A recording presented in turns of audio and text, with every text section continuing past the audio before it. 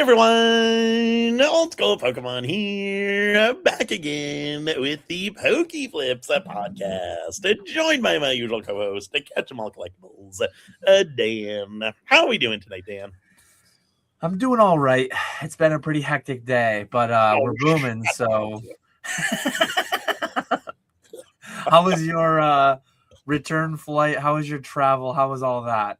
Oh, it was very nice. I'll get into it later, but I did have a hectic day today. It was kind of a rough one, but not having to go through TSA, not having to fly on a plane, so probably not too bad relative.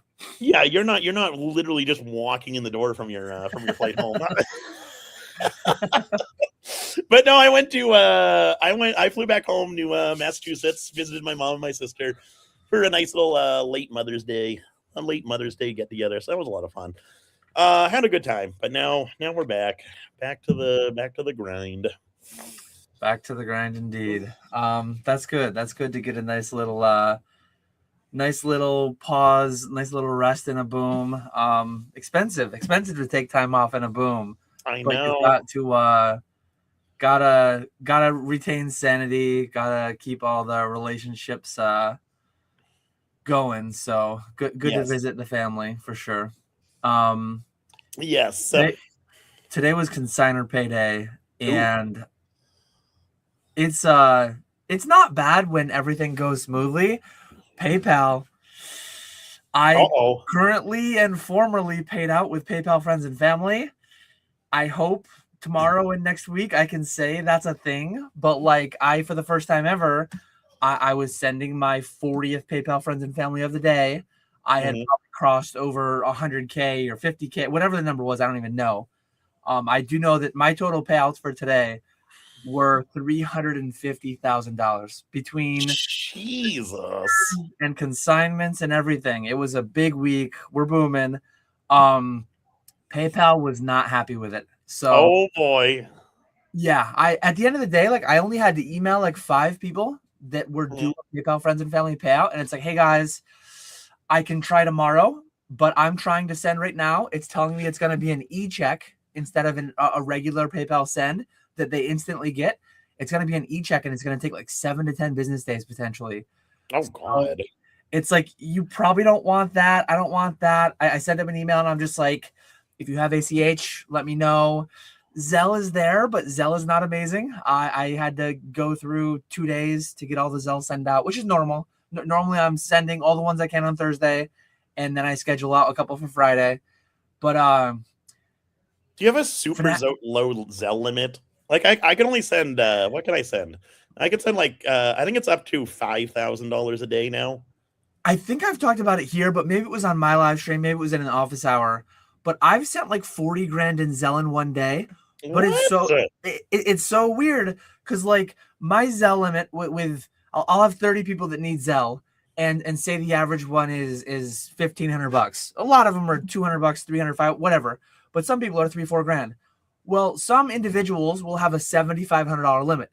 So say there's individual A that I owe $3 grand and individual B that I owe $3 grand. Well, if they both have a $7,500 limit, great. I send one, I have $4,500 left. I send another, I have $1,500 left. But what's weird is I might have 10 people I send to that have a $7,500 limit. I send to consignor A, and consignor B, now since I sent $3 grand there, I will only have $4,500 left to send to consignor B. But consignor C and D, I'll still be able to send the full $7,500. Really? So some people pull from the same limit, and some people don't. Some people are 7,500, some people are 5K, some people are 2,500. And then again, so sometimes I have 4 people that all need 2,500. Boom, send them all. Sometimes I send it to the first guy, and then the next 3, I have 0 available because it pulled from their $2,500 limit. I've talked to Chase about it. I've talked with multiple people about it. No rhyme or reason as to what buckets or what pools they're pulling from. But yeah, absolute headache. At scale, ACH is the way to go. Yeah. Some people I think don't even have bank accounts. Some people don't prefer bank accounts. They want, well, Zelle obviously is going to a bank account, I think. Maybe there's different ways to get into different accounts. I don't know if you can Zelle into a PayPal or whatever, but I might have to transition more people to ACHs. One thing though that added on top of that, apparently Fanatics, their accounting department was like traveling yesterday, and so they didn't send the normal payouts. I had a $350,000 ACH request that I put in on time and normally would hit my account first thing Thursday morning, and then boom, I send it to all the consigners. It wasn't there this morning, so I look and it's like, what's going on here? I emailed my rep, like, no notice, no nothing. I'm gonna rant against the Fanatics here a little bit. I provided all the feedback up the chain. It's like, don't mess with people's money. I don't like to hold people's money. My job is to get it to them, and $350,000 payout, and Fanatics doesn't give me a heads up that it's not coming the day that it normally comes. That's like wild. And so I'm like, you guys have to like. And a year ago, I paid out on average $30K a week, $40K a week, whatever. I would just front it with my own capital, and I would get all the consigners paid on time, and I'd get my money the next day, whatever. No big deal. I can't front 350 grand. No. So the way that I attacked it this morning was like all the small ones. I started paying out the small ones first, and I fronted like a decent amount of money of my money, and it's like Fanatics is gonna get me the money. But I emailed and texted my rep. I'm like, you guys have to wire me this money now. You guys have to get me this money now. Eventually, I ended up getting it very late in the day. It was just but between the ACHs being bottlenecked because of Fanatics being slow, and then PayPal potentially leaving me, Zelle being the headache that it always is. And then you got Mr. ZNG Emporium over there last year doing $1 million a week. I'm only doing 400 grand this week between everybody, and it's it was a big headache. Oh, but I guess it's miserable. Well, I'll let your tough day slide. I'll get it. Yeah. It's a good problem to have, I guess. We're booming. It is all a remnant. It is all an artifact of the boom that we're in. But definitely headaches. A lot of fees doing same day instant ACHs. A lot of fees like expediting everything. But yeah, I have a certain day that I pay out. You don't have free wires? You have to pay for every one? So I didn't do wires, but I did ACHs. It's stupid because like I think my first 10 ACHs a month are like $1 or $2, and then they're like 10 cents or 15 cents a piece. Very cheap. I don't charge for it. I just pay. But to do same day ACH, like my people normally get their ACHs on Thursday. They land in their bank account on Friday. I don't want to initiate it tomorrow and have it land Monday. So since I'm sending these payouts at 8 p.m., banks have already closed for the day. This whole rant, like I'm not going to turn it into go buy Bitcoin, the whole banking, but really the whole banking system is trash. That all these things exist, that all this happens. Fanatics should click a button and I should have my money. I should click a button and everyone should have their money. Like click the button individually 80 times, whatever. Yeah. But like all these limits, all these hassles, moving money around. It's like, guys, we're booming. Let me move the money where it's got to go. I got to do some business. I spent I spent all day like talking about getting money, getting ones and zeros moved from one account to the other.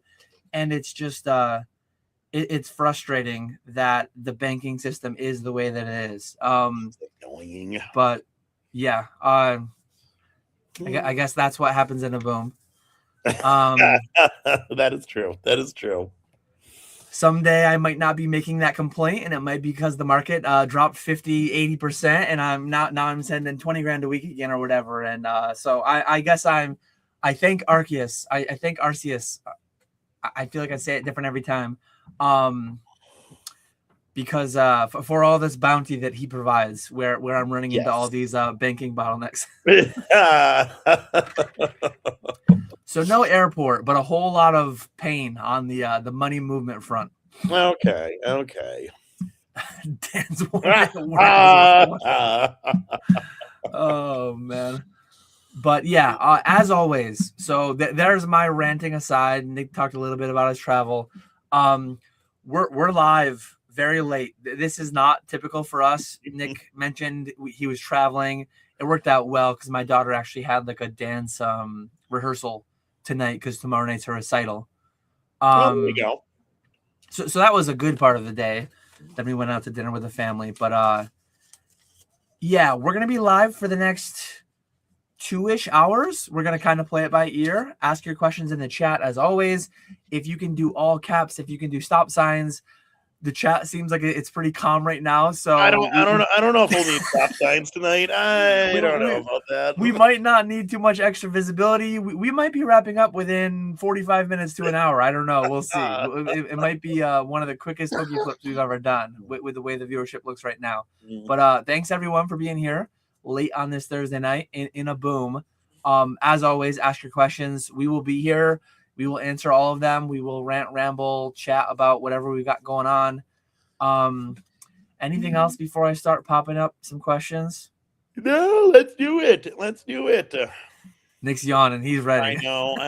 I'm tired. Let's wrap it up. Let's wrap it up. Old School does indeed have the best intro on YouTube. Oh, thank you, David. Again, like I don't know what number boom this is, but been full time for going on 5 years, and so many booms in these 5 years. Kilkenny Brian says, "Hey, should I buy Pikachu base set or Jungle LP? Thanks." Yes, 100%. You should buy them from Old School Pokemon and or KetchumAllCollectibles on eBay Live. There we go. That's something I was Thrifty bought some cards off of Squeaks a while back, and it was like Japanese hollows. There were some Japanese like commons, uncommons, like the Pikachu, the Charmander, and stuff like that. And she priced them out and brought them to a show that we did last Mother's Day, actually on Sunday. And I couldn't believe it. Like the Charmander's like $20, Pikachu's $15. I gotta start going through my bulk. I had no idea. Do you still have a lot of Shadowless bulk you bought years ago from Gary, or is most of that like most of that's gone? I might have maybe a 5-row of near mint bulk, but I've got like 10 5-rows of like light play to heavy play. I mean, a 5-row is quite a bit at those prices. They're all sleeves. They're all sleeves. So. Oh, okay. That's but no, still, it's a decent bit. So yeah, I gotta start going through that. Yeah, you gotta fire up card loader. You gotta be pumping those babies through one of the scanners and get them up. Pull some out for the live streams, and I think those things on just eBay, like regular eBay, I think those things have a pretty solid sell-through. Yeah, especially in this market. Appreciate everyone being here. Nice to see you, DJ's Poke Center. We got Mason here. We got Chef, Tavo, Treasure Haunter. Yeah, these kinds of numbers just a few years ago would be considered impossible. Yeah, it's absolutely crazy. I sold a couple of years ago now. I sold on consignment. Still the biggest sale I've ever made so far. Someday I'll beat it. There we go. But I sold Zach's Gem Mint Pokemon's one of his PSA 10 base for his Charizards. I forget what that even went for, like 235 or something like that, like a big number. I was gonna say around 250. So yeah, that makes sense then. And I remember at the time getting that payout from Fanatics, and it's like I don't think I'll ever get a single week payout. That was eBay Vault. It's like I don't think I'll ever get a single week payout that big again. And I remember doing the consignment payouts that week, and it's like I don't think I'll ever move this much money through my bank account again. It took a while, but multiple times this year I've surpassed that number, which was for the week that week nearly $300,000. That's like absolutely insane. Yeah, it's wild. Do you remember when James uploaded his video on last year's sale? Last year's sales, and it was 8-10 million. I remember being blown away by that. Yep. And now he hits us with a $49 million and $600 average sales price or whatever it was. Like absolutely insane. It's insane. Yeah, and the way that mine looks currently, last week on Fanatics, and the bulk of it is Fanatics, but that number that I'm sharing, that's also including eBay Live and Fanatics Live. That's paying PK and Ponga. That's paying everybody. That's paying Spat, Grimer, Bierski for their eBay Live sales. So a lot of that's consignment, but a decent chunk of that is my own product too, through Fanatics and through eBay and through Fanatics Collect. But yeah, the scale is nuts. And it's like 5,000 cards a week. Not every week, but some weeks not all me, obviously, and not the setup that James has, but it's all through Fanatics. Like 5,000 cards a week is what I've been kind of peaking at the last few months. Crazy numbers, absolutely crazy numbers. Yeah, it's wild. It's wild. Sorry, just looking through the Spicy Boys raid. Did you see basics above? Pokenap raid. Nice. we got everyone raiding us. You love to see it. You love to see it. Here's a good one from the chef himself. Top 5 things you want to fix on eBay Live. Can do more than 5 if needed. Hit us with 50 of your gripes and complaints. Oh God. I honestly I like what they're doing right now. I think it's definitely gotten better over the past couple months. This year has been solid, I think, for eBay Live. I would say some of the big ones. I don't like how they changed the the stream layout. It's just based off the viewer count now. So they had it where it was based off of who went live first. Then they switched it to who had the most engagement by bids, chats, the hearts. And then they switched it to just whoever has the most live viewers. I don't mind it because both of us are towards the top. But I think it's a huge disadvantage for people who are just joining the platform. So I think they should rotate it in some. I don't know what the best solution would be. I personally like the engagement because I was always number one with that. But I don't know what the best solution would be. But do something where it's like a rotating first person. That way people go into new streams and find new streams. So I'd say that would probably be the biggest one. Number 2 would be getting everyone on auto payment. The majority of people are on auto payment. I'd say 90, maybe even more, 95+% of people are on auto payment, but there are a small percentage of people that aren't on auto payment, and it is annoying. Chef, you shouldn't have said anything, because now I'm going to be copying you. Thanks. That was going to be another one of mine. They need when you follow a seller, they need a category that shows all your followed sellers, and both their live streams and their upcoming streams. I think that would be a big one, and then just fixing the user interface. I'm glad they have the slide to bid now, but it's not as streamlined as Whatnot. Whatnot's really easy to slide and bid. eBay is still clunky with that. So just fixing that, making it so that the user interface doesn't break all the time. Anytime they update the app, something goes wrong. Which I guess makes a little bit of sense, because there's so much on eBay that to make a change, it's tough, but it's annoying that something breaks every time. Whether it's just something simple where the save seller was in the middle of my face at one point. People aren't able to bid sometimes. They're not able to buy from the buy it now sometimes. So stuff like that does get annoying. But I think overall they are doing better this year. There is still definitely room for growth. But yeah, I think overall I'm happy with it this year. Hopefully, hopefully one more thing. Hopefully they finally keep our account managers, because that has been another thing. That's every year you have someone new. A revolving door, yeah. Yes. So.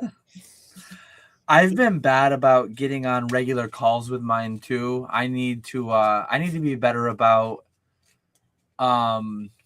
being a little bit of a squeaky wheel. I was a squeaky wheel today with Fanatics, and I need to just be that more in general. I try to be I make it too easy. I try to not be a hassle, but and generally speaking, like I don't want to be. But if there's something that's like going wrong, I need to be better about voicing it and getting something done about it, as I did with Fanatics today. But yeah, I'll say that I can generally agree with most of what you said. The later things, especially the first one, though. I mean, Nick, whatever gets you and I to the top of the algo, like that's what we need for the search algo. I know that my account is over 20 years old, so heavily weight the account age. I'm not talking about the eBay Live account age. I'm talking about the eBay account age. Heavy weighting on that. Heavy weighting on whatever metrics that I'm hitting as my account. So we definitely need that.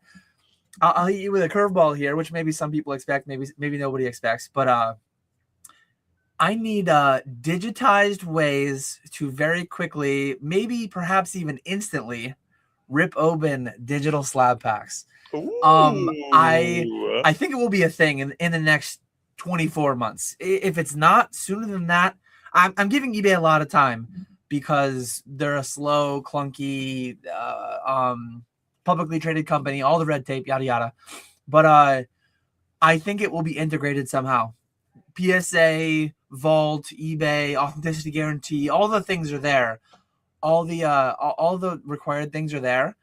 It would be really cool if it was something that like I could have cards in my PSA Vault and I could create my own batches that were authenticated, verified by PSA eBay, but I could curate my own selection of packs. And it would blow my mind if like it would be a huge miss if they don't do something like that. If Fanatics is out there listening, like get your stuff going with instant rips, because you guys are there before eBay, and it seems inevitable because every week there's some new digital rip platform out there, and eBay not participating in that is a big miss. Yeah, I do think it's coming. I can definitely see it. I think they have gotten a lot stricter on like the mystery packs. They're a lot more involved now, or they're going to be a lot more involved. And I think eventually it's going to become something where like eBay takes over and starts doing it themselves, and then having sellers sell theirs or teaming up with someone. I think it's going to change. I can definitely see that happening. And PSA has the verified repack service, whatever it is. You send all your slabs into them. They do the packaging of them, verifying the hit rates, whatever. It wouldn't be surprising if at some point that became mandated. And I would be like, and maybe they're not interested in sharing that much information on it, but obviously you've got the Cardinal team, Mason, Jake, BB, Chef, those guys, Wonder, having some involvement in like Ace Trainers, and I presume that Ace Trainers are like allowed when this new update drops. I presume that they've been in conversations with eBay to some extent, but I don't know that for certain. And maybe one of them can share, maybe they can't. But yeah, I did see all the emails. I forwarded it. We don't really do anything like that ourselves currently. We just we do auctions and we do pack rips. But yeah, eBay did recently have some update on their requirements around mystery packs and some amount of transparency and whatever, yada yada. I don't remember the particulars because it didn't affect me. And I think there was like a certain time frame. I think there was some like date that you had to become in compliance by. It wasn't like immediate. Yeah. Speaking of, I don't know if you have any commentary on that, but speaking of immediacy, I'm assuming you saw it. You were traveling. Did you see the PSA updates? Immediately. I'm glad they did it this way. I'm glad they didn't say like, oh, hey, you have 1 week to just bury us under more slabs. But PSA drastically increased the turnaround times.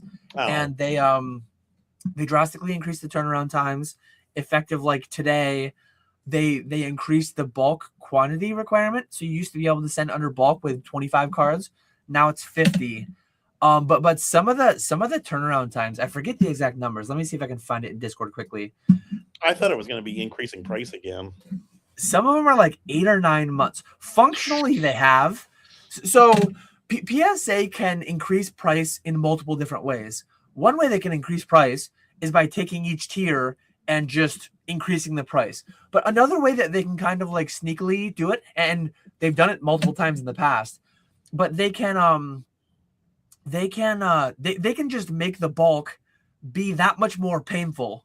And like if you add 40 business days to the bulk, you're functionally increasing the price by like you're getting the average card that's submitted to you to be submitted at a higher tier. And say they grade, I forget what exactly the numbers are, 2 million cards a month or whatever. 2 million cards a month, well, the average price is somewhere above $30, right? Because bulk is there, and then you've got all the way up to multi-$1,000 for the very expensive stuff. I'm sure that increase that they just did today, I'm sure that that's going to increase the average like unit cost of grading by a couple bucks, because more people will be shunning the lowest tier. They won't be able to get to the 50 quantity or whatever the case may be, and they'll be shelling out 40 or 50 bucks a card, whereas prior they were doing 25 or 30 bucks or whatever. Oh, yeah, I guess it says the quantity change is effective May 18th. So I guess maybe they're allowing a little bit of a big surge in submissions for the next 2 days. I don't know why they do that, but yeah, bulk is 140 to 169. Not calendar days, business days. So that's like, that's gonna be 9-10 months. Yeah. You are up like you send tomorrow, you're getting it back in 2027. It's not as bad as it was 5 years ago, but it has the chance to become that bad. Honestly, I would not be shocked if in the next couple of weeks before June, if they don't just kind of like temporarily pause the bulk service altogether. Remember years ago how at one point, and some of it was pandemic related, but some of it was just backlog, 14 million, 15 million card backlog, which is crazy to think, like a 14, 15 million card backlog. They're grading 2 million cards a month now. It took them a couple years to unwind that. They could unwind that in 7 months, assuming they got no new submissions today. But yeah, I would not be shocked if they one day we wake up and they say like, hey guys, bulk is shut off for 90 days. You can only submit for 50 bucks and higher, 60 bucks and higher until we get this under control. It's absolutely crazy right now how much the hobby's expanding. A lot of these digital rips, a lot of investing, a lot of speculating going on. But I mean, in this market, only $1,200 to do a bulk sub. I mean, what are we talking about? How did they ever classify 25 cards as bulk? I mean, that's my take on it. I don't know. I think you need under normal circumstances.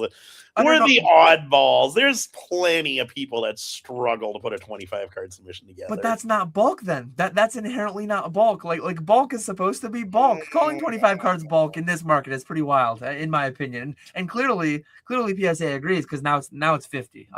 Hey, my CGC fanatics, I require 50. So like, I mean, 50 is bulk.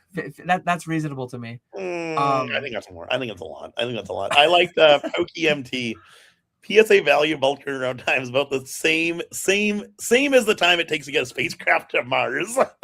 Nice. Well, this market is beyond Pluto, so we are in different galaxies yet unexplored. January 13th, 2027 is 163 business days from now. You'll love to see it. Wild. I guess Tag shut down their lower tier grading. It's getting 5 cards a month. It's insane. We are definitely booming. So you hadn't seen that yet today? That's no. That's was that today? The other thing I didn't see today was how was Bierski's grand opening? Tomorrow. He's doing it tomorrow. Oh, why did I think today? Oh, okay, never mind. Yeah, it's Thursday. He's doing it tomorrow at like 2 p.m. I believe. But it was today. He's stocked out. He took a full inventory. He's got all the things priced. He's got everything set up. Like, yeah, definitely go check out. I guess I should pull it up. Box Nostalgia on Instagram. He's opening a shop in Belvedere, New Jersey tomorrow. Did he have to pay Ponga royalties for the name? Yeah. No. I think the name was dormant for long enough that he was able to just claim it off the free agent pool. Yeah, there's the Box Nostalgia podcast, which hasn't been around in quite a while, but then there's Box Nostalgia cards. So let me share screen and pop this up to support Mr. Beerman. Definitely, if anyone is around the New Jersey area, stop in and say hi.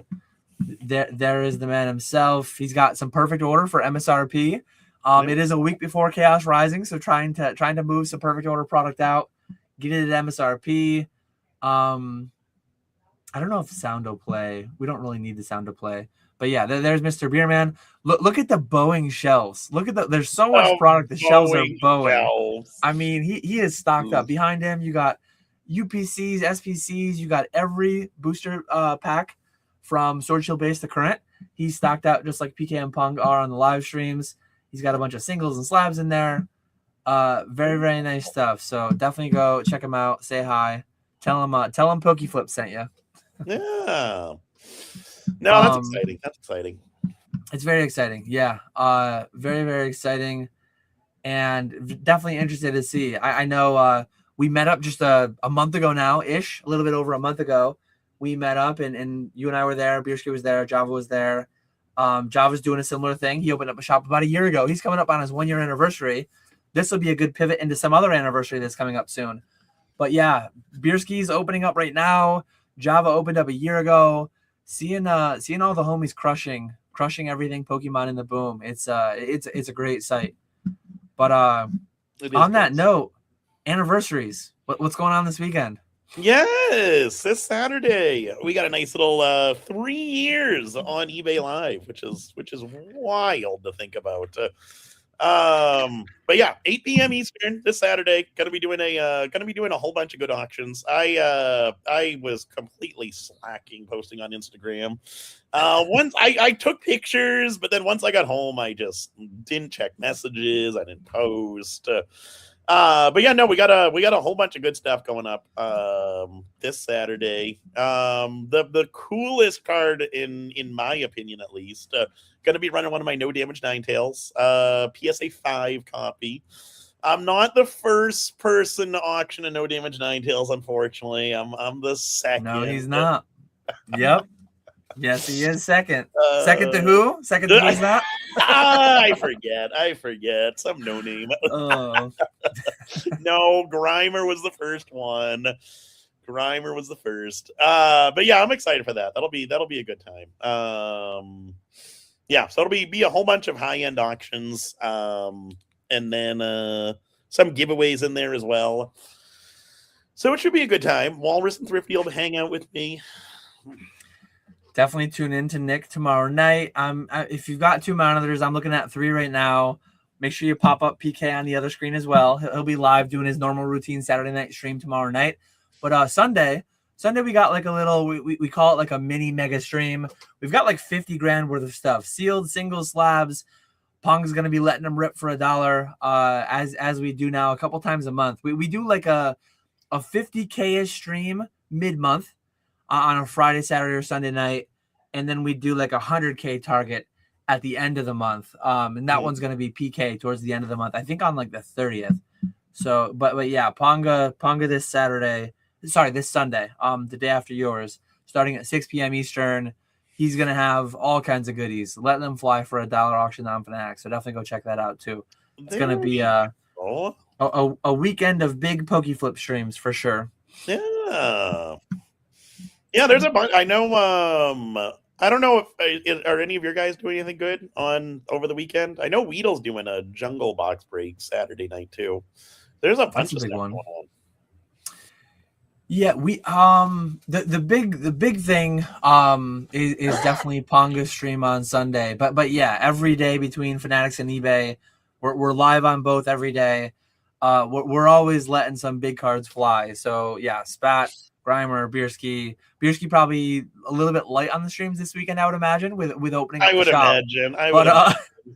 I think Grimer and Spat might be. I think more Grimer because I think Spat is actually going to be on site with Bierski on Saturday. Oh, so, that's true. Yeah, Yeah, it didn't work out. So tomorrow night is my daughter's dance recital, and it's also my son's end of year like scouting banquet thing.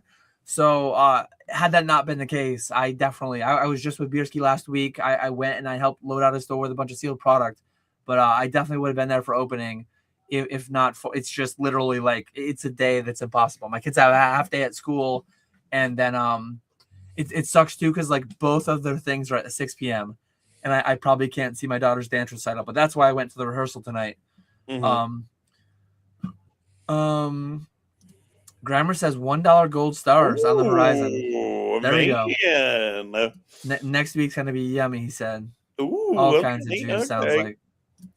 No. 48-hour live stream for your for the anniversary. I'm gonna do the 24-hour again, 4th of July weekend. 48, no shot. 24 is a lot. Wow. 48's a lot. Yeah, that's we're getting old. Yeah. Thank you, Chef. Okay, I'm starting more questions, and I'm gonna go back and take some of the older ones. What are you guys' thoughts on inventory? Like buying, I like vintage, but I'm running out. I just go on eBay and buy stuff and flip? What's the strat? Local shows, LGSs, Instagram, Facebook Marketplace, various Discords, eBay, Golden Heritage, like there's cards everywhere, and there are cards to be bought for sell. Like there are cards that you can buy at a price that you can make margin on any and all platforms, ending all the time. It's just a matter of like knowing your pricing, knowing what you're able to list the things for, having your efficient processes and outlets for selling the products. But I promise you, like if you're asking, should I do this? There's someone doing that and making a lot of money doing it. One exception, I will say, cautious on, like there are some influencers out there in today's market that will push you towards things like selling individual sleeves. I would be cautious of something like that. But anything other than that, I think you can make 6 figures doing anything. I know people that make 6 figures net a year, a couple $1,000 a week plus, literally only buying on eBay, binder lots, collections, whatever, and then individually selling those same things only on eBay. Buy from eBay, sell to eBay, make $2,000 a week net. They have been doing it for a long time. They know what they're doing. They have like a lot of these AI tools and uploading tools like to really lean out and make much more efficient their process. But yes, and yes. You can do any and everything. It's just a matter of like trying a little bit of everything, seeing what you're good at, seeing what works, and then leaning in heavily to those. Yeah, I would agree with you. I think you covered that one. It's a lot tougher now, but there's plenty of opportunity still. See, I disagree though. I don't think it's tougher at all. I think there's more competition. See, I agree. There's like you have people paying 90% at Collecticons. But there's way more buyers too. There's infinitely more buyers too. So even though the competition's higher, the liquidity is higher to a higher extent, if that makes sense. But you can't compete buying at 90% unless you're a vendor. You can't sell on eBay. If you're having to buy stuff at 80-90%. Only certain things though. I'm not gonna throw out everyone's model, but there are people that just literally buy. There are binder collections that go on eBay for 70, 80, 90% all day, every day. There's different collections, different lots.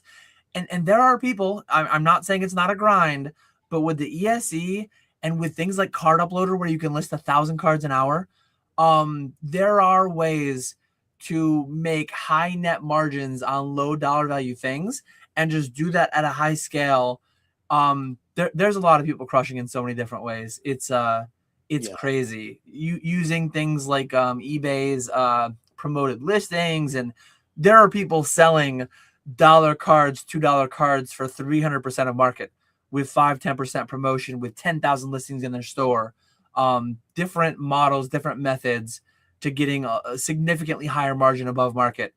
Right under your noses. Go browse eBay. Go browse eBay for a random card that you can find for 50 cents, $1 here or there in TCG Player, in different binder collections, whatever. And There's people selling that card for $2, $3, $5 on eBay, all day, every day, in deep quantity. Yeah. And that's just one model amongst so many different models that you could employ. Did you see the first partner prices and that Bulba price? I did see. So, Nick, are you aware? So the Bulbasaur illustration promo, let me see if I can get a scan pulled up.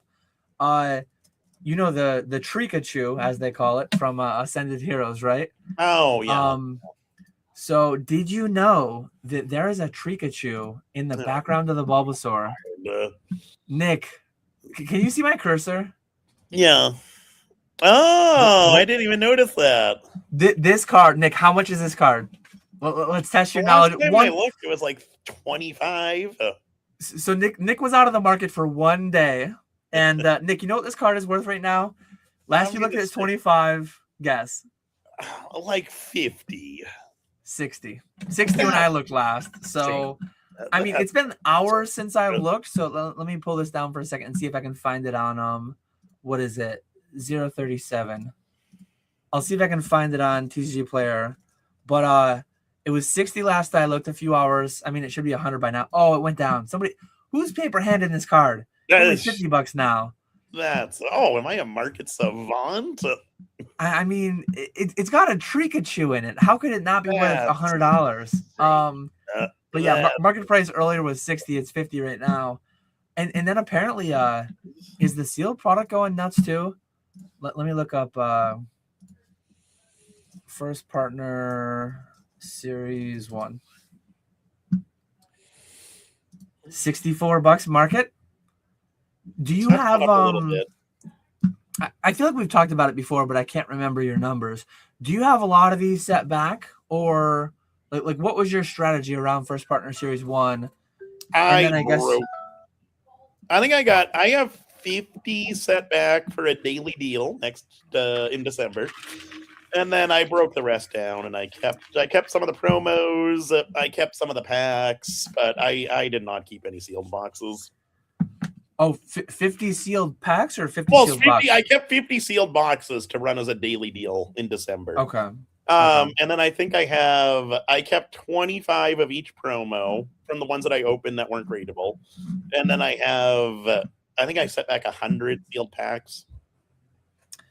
I think I have 700 sealed packs set back. And then I graded hundreds, which all got processed through CGC already. There's a handful that are going to the PSA vault relatively soon. I paid $80 a piece for those. I didn't love the price. I thought they were going to go lower, but like a large part of me felt like, hey, these should go down to $30. But it's it's like we're booming. I want to get my first 1,000-ish at 45. I think I paid $45 a piece on average. And it's like, if it goes to 30, like I think it will, I'll buy 1,000 or 2,000 more. Naturally, we're booming. A lot of other people were buying at 45 heavy. It bottomed out there, and it's not to say it couldn't go down there again. And if it does, I'll just buy a bunch more. But I did not expect. I did not expect this so quickly. That's a common theme amongst the past the past 18 months. The past 12 years. I did not expect the prices that it's hitting so quickly. It's but you gotta think Phantasmal packs have gone up like $3 from the time this came out. Yeah, so I'm sure that's a good decent percentage. Yeah, it's it's so crazy. We're booming so hard right now. It's nuts. DJ's Poke Center said, I sold first partners for 53 today, then boom, explosion of price right after I sold. Yeah, most recent sale 70, market price 64.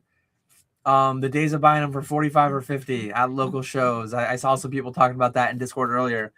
Maybe this weekend, get out there, get boots on the ground, get out there before everyone reprices them, before they know the price spiked. But yeah, we're booming. It's nuts. I did put some on the last pallet. I put did I put 6 sealed cases or 10 sealed cases? I can't remember. But I put some of them on sealed cases on the pallet. I put a bunch of loose packs just back. I didn't put those on the pallet, but I just set those back. Mm-hmm. I didn't set any of the raw loose cards back. So all the non-gradables. And what were your like gradable percentages? So all the ones that we ripped, probably a few hundred, like a couple hundred packs. So I probably had 600 of them raw. I graded about 300, and then 300 I sent to the streams, and I sent some. I think I sent some for TCG Player and different places. But what's your outlook on those cards? So I said this a month or two ago, whenever they first started coming out. I think these things are going to kind of Nagaba. Not as bad as Nagaba's got, but like what I mean when I say I think they're going to Nagaba. So anyone that was around a couple years ago, the U Nagabas, the EVs with the really like mean, angry eyebrows on them. Mm-hmm. The packs were $20 and grading was 15. 6 months after they came out, PSA 10s were selling for like 35 or $40. Mm-hmm. So you would have been better off holding the pack sealed and or grading very quickly and selling them immediately, because 6 months later, once all that bulk hits, maybe 6, 8, 9 months later now with PSA doing what it's doing, I think that you are better off, and this is why I did what I did. I think that in 6 months to 9 months, people will look at the price, they'll look at what they paid for bulk, they'll look at what the packs were sealed then. There will not be a great margin, in my opinion at least. I'm very open to being wrong, but I don't think there'll be a good margin opportunity cost wise relative to other things in like 6 to 9 months. And I think people who sent these things out bulk with PSA are going to have a kind of a bad time, relatively speaking. I paid 80 for the ones that I graded. Hindsight's easy. I wish I sent some at 150. I wish I sent some at 300. I wish 80 was like in 80 was the slowest that I sent at. I'm glad I didn't send any bulk because I think it's going to get kind of ugly. And most of mine went CGC Fanatics. They're already sold. Some of those, even by the end, were already a little bit dark. But my early pristines, $300 Charmanders, things like that, like just crazy margins. I think some PSA 10s went for $1,000 that people must have spent $300 grading. Like I saw the consecutive sets that were shilled. There was a consecutive set of 9 of them that went for like $10,000 that got posted all over Instagram. And then like the seller was like, hey, this didn't get paid. Like, what are we doing here? But yeah, we're booming. No time to figure out if someone paid or not in a boom. I don't know. It's Do you have a bunch out for bulk or no? Yeah, all of mine went CGC bulk. Yikes. It's tricky because you do have the less popular starters. So that's I think those ones will get hurt the most. But I think Bulbasaur, Charmander, and Squirtle, I think those will do well. I almost think it's going to be similar to like the Burger Chew. People are still making a profit on those. But at the same time, it's a little bit different because you do have the 3 different sets. But I think with the way things are going now, those are going to be such good cards to put in mystery bags.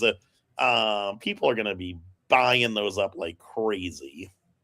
And the Burger Chews I misplayed. But part of why I went 80 at the lowest on my first partners was I sent some Burger Chews for 40. I think I still have some out at bulk, which will probably be fine when they finally come back.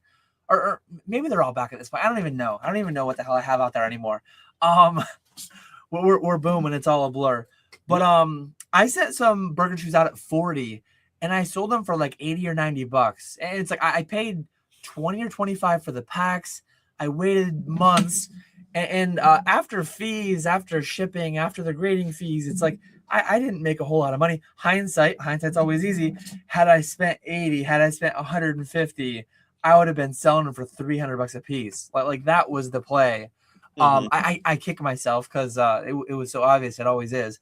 But I really don't know why I didn't send any.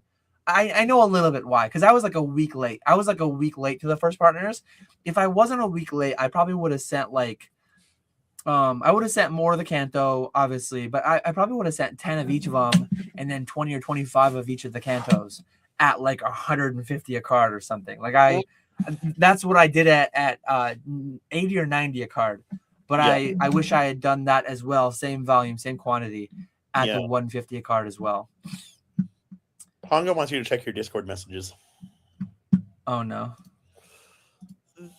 Yeah, it'll be interesting to see what happens with those. What do you think the others? I don't think the other series are going to be as popular. I wonder how. I think they'll do well, but I don't think they'll do as well. Oh, never mind.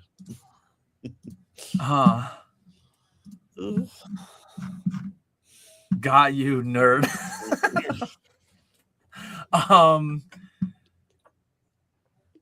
Sorry, I was looking at my DMs and I didn't hear anything you just said.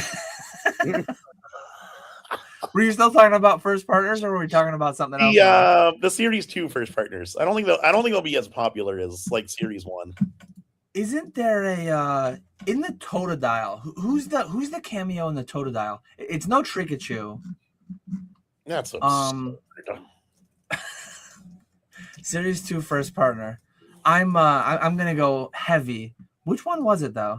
Let me see if I can find it. Open a new tab. One of them had a heavy hitting. I just want the picture. I don't want Reddit. What are we doing here? Here,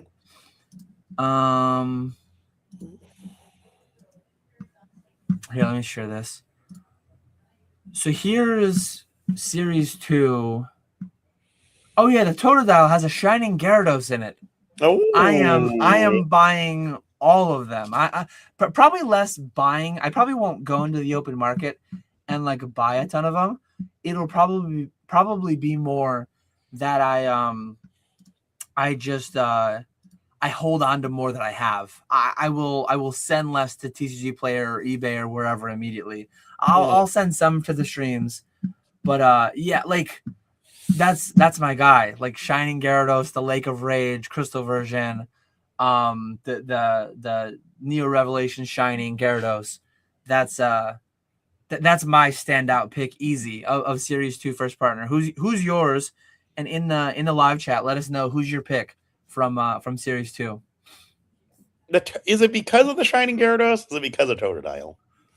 Totodile's solid to begin with. Like I would pick Totodile out of all these here. Totodile might be my #1 starter anyways, but then Gyarados puts it way over the top. Like just see, with the Gyarados, I would agree, but just starter, you got to go Cyndaquil. Cyndaquil's fine. Like I think I like Totodile better, but not like significantly better. And then none of the other ones really stand out a ton. No. Yeah. So I'm looking at the other cameos. You got a Rotom there. You got a lot of little different things going on. You got a Pikachu doing something there. You got a Pikachu there in the Grookey. Oh, go look at the Totodile. The Totodile, you want to see again? Zoom it in when you were talking about that. Oh, I didn't even notice that. Oh, okay. I was way out. Me seeing it on this screen here is a lot better than what you guys were seeing there. Yeah, sorry for that. Oh, but, Chikorita's got a Squirtle. Oh, that's going to be the hot one. Is Squirtle wearing what is going on with his mouth there? Is he wearing a mask or I don't know what that is.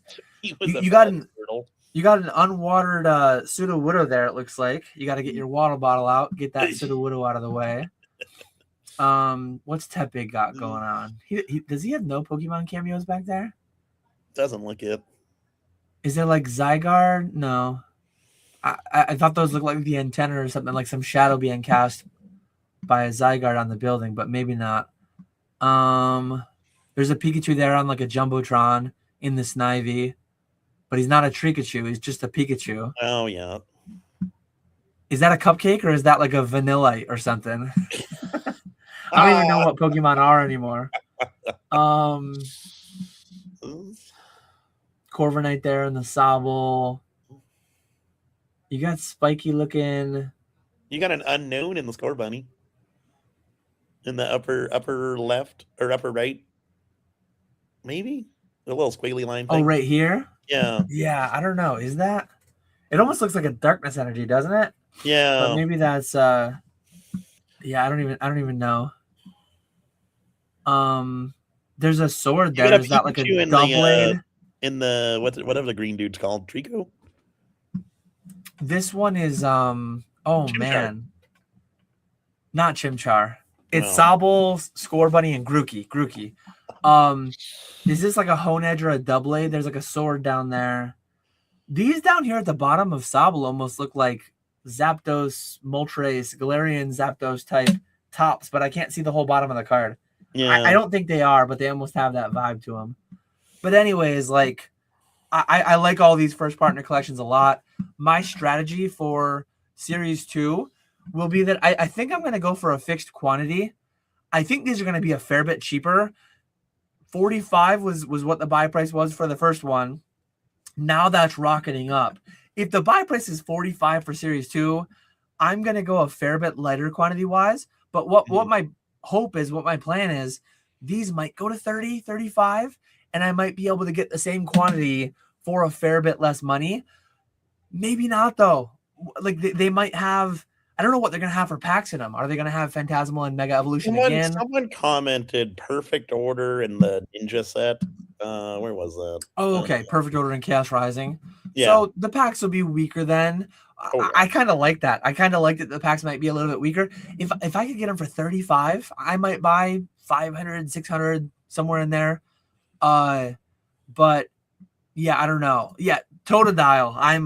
I'm going deep on Totodile. Totodile is my pick there for sure. Brout is the GOAT for sure. Brout, no doubt. Brout is the guy. Oh, Tonga with the worst takes of all time. We got Alex in here. He's lying. You can't make money selling Pokemon cards. It's just a myth. Yes, I agree. Correct. Ponga pulled a Magikarp from Paldea and Zard SAR from Phantasmal tonight. Hot hands, Ponga. You love to see it. Ooh. Let me just make sure I didn't miss starring any more questions. Ponga says I got them to ruin the podcast. Thanks, Ponga. No one tell Dan I auctioned all the bulbs on eBay for $20. That's not surprising whatsoever. I fully expect it. But yeah, I kind of like that they have Perfect Order and Chaos. Because I want to get a lot of them and I want to get them at a relatively decent discount. I was begrudgingly paying 45 on Series 1. It felt significantly too high, but we're booming, so I went for it. If these ones are 40 or 45, I don't love that. Think they'll be that. I don't think they'll be as high, but I don't think they'll be that much lower either. I think 35 to 40. Somewhere in that range. Yeah, I guess we'll see. Whatever they are, it will be horribly obvious that that's what they were going to be. And as always, 35 with that pack selection and the starter selection sounds high. Hopefully it's high. But you got to think people who bought, like not talking like your casuals, but like you, me, we're going to want roughly the same of every series. At least I'm going to. And I imagine there's a bunch of people that will. Because I think once all the different series comes out, like the sealed products together are going to do really good. All the promos together are going to do really good. So yeah, it'll be interesting. Yeah. Series 3 will probably have Pitch Black and Rayquaza set with Gen 3 starters. Wild. Yeah, that will be cool. As always, very, very excited to see where we're headed. It's crazy what we got going on here. Grammar's getting put to sleep with the only 2 big hits. Oh, it's the Squirtle water bottle for Sudowoodo from the games. Had to use it to move. So I remember using the water bottle to move Sudowoodo from the path. I referenced that when I saw the Sudowoodo treat earlier. I don't remember the water bottle being a Squirtle, though. In my mind, it was just a water bottle. I can't remember exactly how and where you got it or whatever, but I distinctly remember Sudowoodo being in the way, kind of like how in Red, Blue, Yellow, Snorlax was in the way of the path. But anyways, we do have a bunch more. So many references I don't understand. Yeah.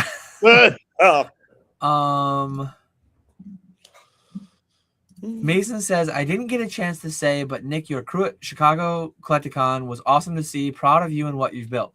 Not a question, but a nice Thank you, Mason. A nice homie shout out I wanted to put up on screen. He only said it 45 minutes ago, so he's probably sleeping by now. I did get it on screen. He's sound I did get it on screen. No, it was good to see you guys too. Definitely FOMO'd a little bit. There wasn't too much content to FOMO on, though. I mean, all the people went. And my video? I've seen your videos, but like there was no big recap video. I want the recap. Yeah. I want the slideshow. I heard a little bit about the blackjack tables. I heard a little bit about a couple meals, but I didn't see a bunch though. So it was easy to not like FOMO too hard in hindsight because there just wasn't much documentation. Let's see. Oh, I already did that one. Congrats on 3 years. Given the current TCG market, if a TCG came out that did not have any secondary market value and only be carried by players wanting to play because the game is just so good, can it only be carried by players wanting to play? I think a game could be carried just by players wanting to play the game. But like, what do you deem success? I think a lot of people are so binary and like, oh, the only way that you can be successful is if you have cards that are worth $10,000, and if you're like vying with Pokemon, you need $1,000 booster boxes and you need all this crazy stuff. I think it's reasonable for like and there probably are things that I'm just not aware of, but for like a box of trading cards to come out that's $50, $100, and to sell and to have some amount of a player base, I think that theoretically could exist.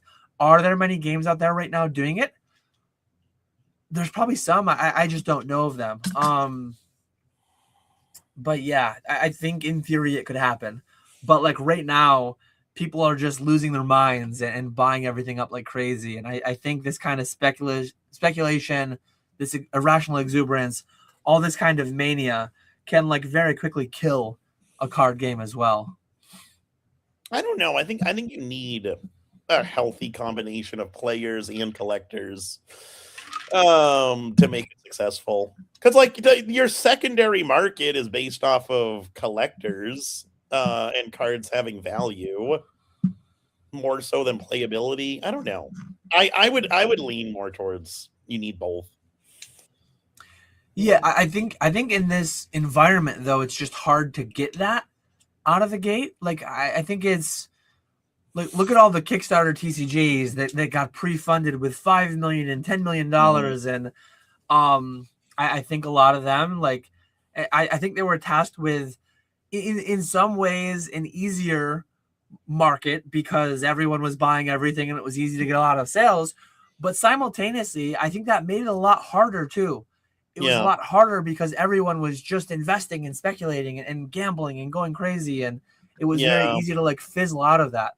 Almost like the conversation we had a little bit ago about like, is it harder or easier to do business today, buying cards and listing on eBay and grinding all that out? I would argue that, sure, competition's higher for buying, but like the buyer pool is so much deeper. So yeah, I think it's like a similar conversation around there, but I don't know. My local game store had a massive Digimon player base, and I don't know anyone who buys Digimon as a collectible. Well, that is true. Although Walrus buys Digimon, or he used to. I don't know if he still does. Grimer's ready for those Gen 3 starters. Yeah, you're gonna get the Gold Star era starters. Be cool to see. That'd be cool. If they did reprints of the Gold Stars, ooh, that'd be that's what we need. That would be insane. I'm just sat here waiting for the next boom, and I think that could usher in the next boom. For sure. Things have definitely calmed down. We're about to crash. Yeah. We need a revitalization here. We do. Agreed. Here we go. Here's a good one. And I don't know if Ponga's still here, but Ponga, answer this for me. What's each of your biggest burns on $1 no reserve auctions that you remembered to this day? You go first, and I'm actually gonna look at some of my spreadsheets and see if I can find an ugly one. The first one that comes to mind is we were doing it was my first WotC box break on eBay Live, so I was already so nervous. I think it was my first WotC break and my first promoted stream. So I was already so nervous. And then of course the stream started glitching. So I had to deal with that.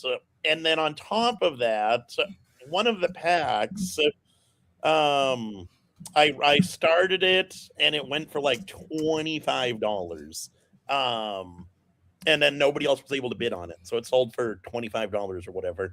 And at the time the packs were $250. Nice. Yeah.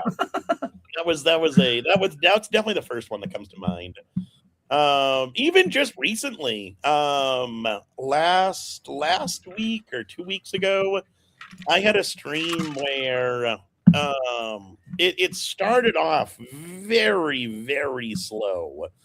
And stuff was going for 60 to 80% market. I got about an hour in, and I'm thinking to myself, do I just end it here? This is just depressing. But I kept it going, and then luckily it picked up after that later in the night. But yeah, that was so depressing too. It sucks when you go live and it's just dead. Chat's not interacting. People aren't hitting. It's the worst feeling in the world. So I looked back through. I keep spreadsheets on some of the. I don't keep it on every stream by any stretch of the imagination, but I keep it on some of the big ones. Some of the mega streams that we do. Back in February, we did a mega stream. We $1 auctioned a Secret Wonders, very niche card in hindsight. To auction. A Secret Wonders, it gets better. Reverse Hollow, PSA 9 Charizard, and card ladder at the time was 500. I checked card ladder today, is still about 500. We got $118. We got 23% of market. Not that surprising in hindsight, but like, hey, you got to try it. It was Charizard at least. I think that's the way I justified it. It's like, at least it's Charizard. It's got to go for something. Yeah. It wasn't like a PSA 10 Pop 8 Dunsparce or something. No offense to Dunsparce collectors, but that's just not the kind of card you auction in a 30-cent auction starting at $1 on a live streaming app. That's one you send to Fanatics or ZNG Emporium or whatever, and you get it for a week long out in front of a lot of eyes. But yeah, that's the worst one that I can see on the mega streams. I don't know if Ponga's here. Yeah, Ponga, PK, they probably have stories to tell. I don't cling on to those though, because it's all about the big picture. Yeah, exactly. It all evens out. When do we get TPC just selling booster packs where every card is graded? When they buy PSA. That'll never happen. Honestly, though, like one conversation you could pivot this into. Are you familiar with like, and I'm not entirely, I could be understanding the product incorrectly, but like Magic Secret Lair, isn't there a product in Magic where you basically like you buy 4 or 5 promo cards that aren't randomized, they're just fixed, you just get certain promo cards? Yeah. Do you think Pokemon would ever do that? And to an extent, to a minimal extent, they do that, right? They do that with putting the promo in the box. In Japan, they had the Flareon, Jolteon, Vaporeon, VMAXs, the very exclusive, expensive cards, and then they put them in those boxes. They put them in those Sword Shield collection boxes. So promos, in a way, are like a light version of that. You're also getting packs. You're also getting other things. But do you think Pokemon will ever go like full on Secret Lair, $100, and you get these 5 fancy special cards? Or do you think I don't think they ever will. I just look back at like sports, and I know the Secret Lair stuff does well, but it's more so like collaborations, like The Office and Magic, or the SpongeBob and Magic. I don't know. I can't see them doing that. I think what we have now is the closest we'll get to that. I lean towards that way too. I think when you put a relatively desirable promo like Charizard UPCs, you've got 3 exclusive Charizard promo artworks, and those are used as a vessel to like move the booster packs. The core product that they care about moving is the booster pack. It gets dangerous, but you mentioned sports cards in the 90s a little bit. When sports cards in the 90s started selling complete sets, that's when they jumped the shark. If and when Pokemon ever start selling, hey, you want a box set of Ascended Heroes for $3,000? Run as fast and as far as you can. Sell everything. I mean, I think they're too smart to do something like that.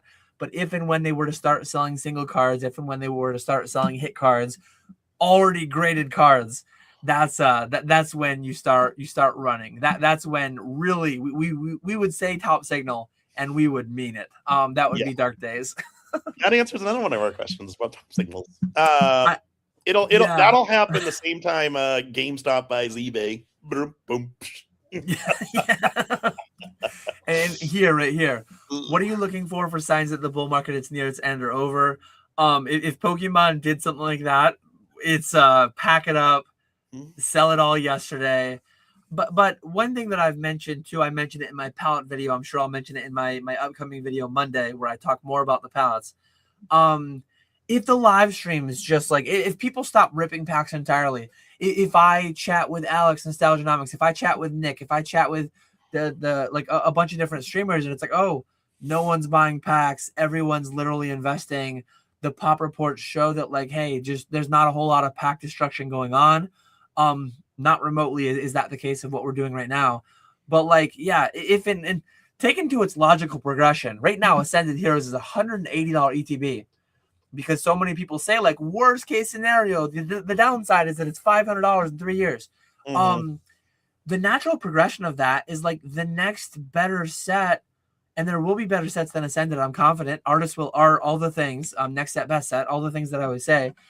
The logical progression is like, oh, well, Ascended was $300 a year later. Destined Rivals is $700 a year later.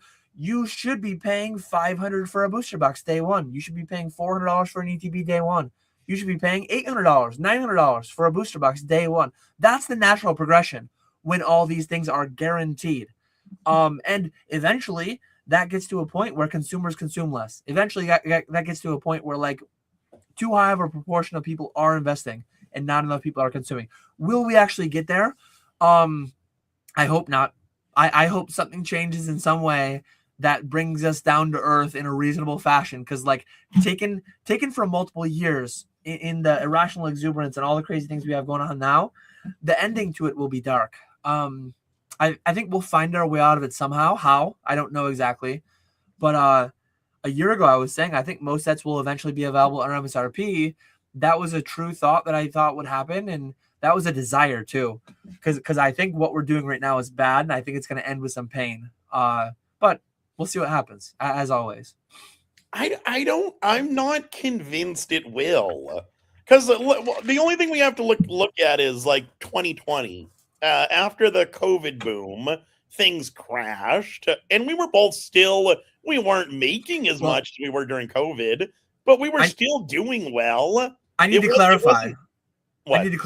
There will be pain, but not for you and me. Like, there will be pain for some of the same way that there was pain 5 years ago for the people buying Vivid Voltage at 300. I think that there will be pain, maybe not quite so bad. People that bought Vivid at 300 are just breaking even in the past few months. Like that's a thing that happened with Roaring Skies 10 years ago too. Like I think that there will be some product that eventually has a Roaring Skies or a Vivid Voltage like pain. Maybe it won't be 5 years, maybe it will only be 2 years. But like that doesn't feel good. That does not feel good. I don't know what product it'll be, and I don't know when it'll be, but there will be pain. Nick and I will own some of that product. But I think we will own a lot less of it than some people that outstretch themselves and overreach and go a little bit too deep. And but like that's my well-educated guess, having been here, having been through this multiple times before. This one's different, yada yada. Yes, all the things I agree. I just don't agree to the extent which it's different. Yeah. Yeah, no, I would agree with you on that one. I think more so it'll be like I think you and James and all the consignment services will have the best idea of when things start to shift. You guys will get less and less consignments every week. Your payouts will be less and less every week. I think you guys will be able to notice it first. Or we'll get significantly more consignments and then just lose. That is true. That is true. There's multiple ways for it to start going the other direction, and like it once it happens, it will have been obvious in hindsight. Looking back, Vivid Voltage, very obvious. Roaring Skies, very obvious. Like Evolutions, the way that it went down and stayed flat for so long, and then the way that like everything is obvious. Once it's happened, it's clear what happened and why and how and everything. But it's like, tell me what's going to happen in the next 5 years. And I had my thesis. Go ahead. I was bullish a couple years ago. I started investing by the pallet, and I talked about how, I hope my $50,000 pallet in 5 years can be worth 150, 200 grand, maybe. Book it. And 2 years later, it's already worth 200 grand. Absolutely insane. Absolutely insane what's going on right now. Not sustainable. I haven't seen that video yet. So. I only talked about one pallet. I talked about 4 pallets in the video, so you got a lot more to see. That's one. I don't watch many of your videos anymore, but that's one I will actually watch. No offense. It's my dad is going to be here too. No date set yet, but hopefully sometime this month. Hopefully sometime in the next few weeks. We've got to do our pallet birthday annual stream that we do. Oh, there we go. That was a good question though. Here's a good one. Dan, have you ever forgot to send one of your consignor's cards to auctions? If so, why do you hate this consignor so much? What did they ever do to you? Apologies to Krabby's Cards. So his cards curated like Tuesday, and it was a busy and it was a hectic week with all the things that went on in a boom like most weeks are. But I bought a massive collection the other day. But anyways, the way that I do it, you send me the quantity of cards that you're sending and the tracking number, and then I give you a submission number. And I take the submission number and I put it into your spreadsheet. Well, I forgot to note it in his spreadsheet. And this is a mistake that I've made in the past year that at some point I'll probably resolve. Right now, if you want to consign with me, you can DM me on Instagram. You can DM me on Discord. You can email me. Some people text me. A couple people text me. At some point in the next month or two, I'm probably going to say you have to email me. Because you know what the great thing about email is? It's so occasionally, much easier to search. Occasionally I make a mistake and it's like, oh crap. I have 100 cards curated into my Fanatics vault, 100 out of the 5,000 that week. And it's like, whose cards are these? I have no clue. And it's like, oh, Fanatics gives me the sub number. I search my spreadsheet, no hits. I search the tracking number, no hits. I go to USPS and I look up the tracking number. Oh, it came from this city in this state. It's like, I don't know who lives there. So 2 things that I'm doing. I'm adding the origin zip code to every consignor sheet so that will give me like a hint, a clue. But like he DM'd me on Discord. I searched my email for the tracking number and the only hit was from Fanatics saying they received it. I was hoping that it was like, hey, here's my tracking. Can I get a sub number? And it's like, oh, that's Krabby's Cards right there. Like I've had that happen multiple times, but his was in Discord DMs. I searched Discord. I searched a couple random DMs. I didn't have an hour to play Detective Pikachu though, and I'm grateful for Krabby's Cards for having messaged me and said like, hey Dan, what's going on here? Because then I was able to allocate the cards to him. But if everyone emailed me, when I get a mystery submission, I could just search the tracking in Gmail and then boom, hey, this date, this time, this guy emailed me, this gal emailed me. It's their cards. But when it's spread like Instagram, searching one DM is easy. Discord too, searching one DM is easy. But when I DM with 100 people in the average month, good luck. Good luck finding who sent submission XYZ a month ago. It's impossible. So I apologize, Krabby. My bad. His will be up in this market though. Hopefully your prices are 10% higher because we waited one additional week. That is true. It could have been I mean, But Krabby, it sounds like Dan's trying to pass the blame onto you. I agree with you, Krabby. This is all Dan. No. I fully own the blame. I wish I was a robot, but I am sadly a fallible human, and I made a mistake. But yeah, I think later sometime this summer, I'm probably gonna kind of like update and formalize the service a little bit more, and I'm just gonna say like, I might even create a new email so that it's just clean, so that it's just like you email consign@KetchumAllCollectibles.com or whatever. I think James has consign@zngemporium.com. Yeah.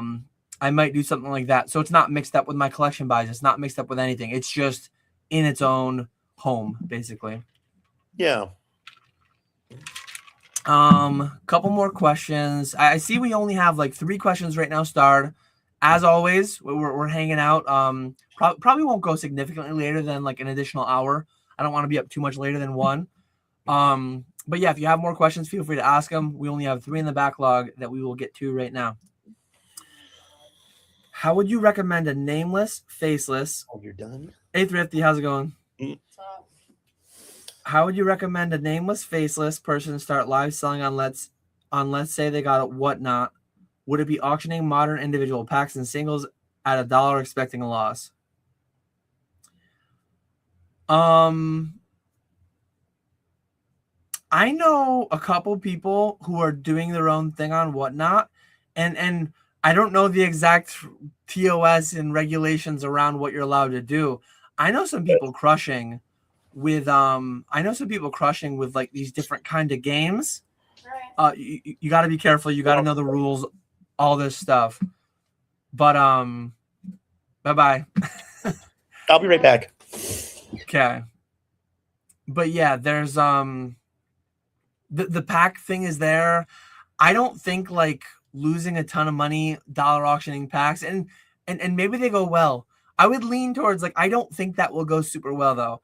Dollar auctioning packs that are $8, $9, $10. I have a feeling that will end fairly poorly. If whatnot gives you a decent push though when you start a brand new account, maybe it'll do better than I think. You can always try, right? Like what's it cost to try? I would lean more towards I think you'd do better, and I could be wrong. I think you'd do better on like singles than auctioning packs like that. But what are your thoughts on that, Nick? You might have better vibes on that. Yeah, I would definitely start with singles, modern singles, cheap modern singles. I would recommend throwing in some like higher dollar cards so people aren't bored. Do like $5 cards and then throw in like a $20 card every now and then. But yeah, because at least for me, I know some people do well auctioning packs, but at least for me, we do way better with singles. If we ever auction packs, some nights it'll go well. Most nights it does not go well.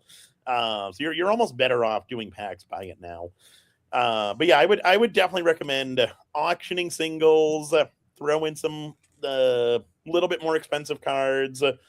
But auctions is definitely the biggest thing because like if you do buy it now pack rips, your audience is going to be a lot lower than when you're auctioning stuff.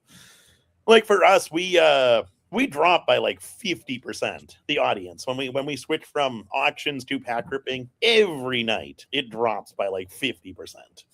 Yeah. Mm-hmm. And then I'm assuming this is just like a shorter version of that same question, but I made a video a month or 2 ago. I can't keep track of time in this market, in this boom, but try a little bit of everything. Go to a local show, check out all your local LGS within half an hour or an hour. Go see what's out there. Try a little bit of everything. Go buy a binder on OfferUp and get the free trial of Card Uploader and make 500 eBay listings and sell and pack some TCG player orders. Sell and pack some eBay standard envelopes. Try a little bit of everything. Run a stream on whatnot and see how it all goes and see what you're good at, see what works, see what you enjoy, and then lean into the things that hit most of those boxes, if not all of them. Yeah. Because yeah, streaming is definitely not for everyone. It's the hot topic right now, but It's definitely not for everyone. Singles is definitely enjoyable too. I've always liked doing that. I don't do it anymore, but I always enjoyed that too. And there are some companies out there that are so profitable. Like you might find yourself asking the question, why stream myself and slog away getting maybe 5-10% margins if you're lucky, buying at 80%, netting after fees 85% maybe. You might be able to just find another streamer to sell to and get 90% on the right things. So it's like, think of the big picture, think of, set your goals, figure out what you want to do, figure out what you enjoy, and then go from there. But it's a very dynamic thing. The market today is not what it was a year ago, not what it was 5 years ago. It's not what it's going to be in a year or 5 years from now either. So yeah, you constantly got to be kind of like ebbing and flowing with the ebbs and flows of the market. But like right now, functionally infinite liquidity. What one thing 12 years ago when I started, even 5 years ago when I started full time, the liquidity was not nearly this deep. Even 5 years ago, that was a big boom. That boom was not nothing, but it was not what this boom is. No. Like, liquidity is functionally infinite right now for anyone operating at any individual size. It's again, it cannot be understated the extent to which we're booming right now. Again, look at the Trikachu in the background of the Bulbasaur. Somebody, I don't know if somebody made a YouTube video. I don't know if somebody posted it in a big Discord, but like that card just more than doubles overnight in a sealed product, of which there's tens of thousands, hundreds of thousands. I don't know how many of those there are, but there's a lot of them, and they just go up 20% in the span of one day. Like we're booming out here. That's the other thing is if you are new, you've got a lot more time on your hands. You can follow these market trends.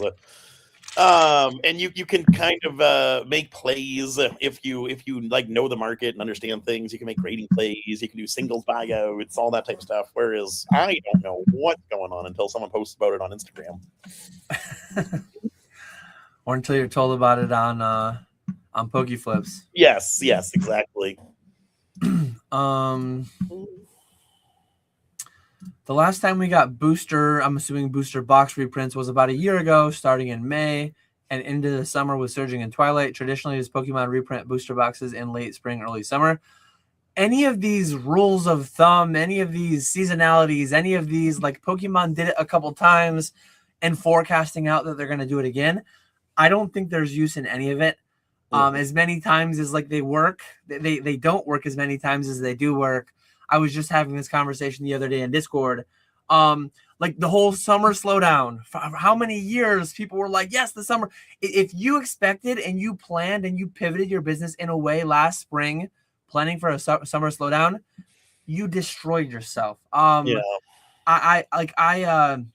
never played into any of those. The only thing that I said is like, barring any major macro catastrophic type things, liquidity will increase around Christmas. Like that is one macro seasonal thing that always happens. Just because liquidity increases, just because the volume increases, doesn't necessarily mean price will. So, but like one, especially in the US, more so than other countries probably, but like Christmas season is a thing.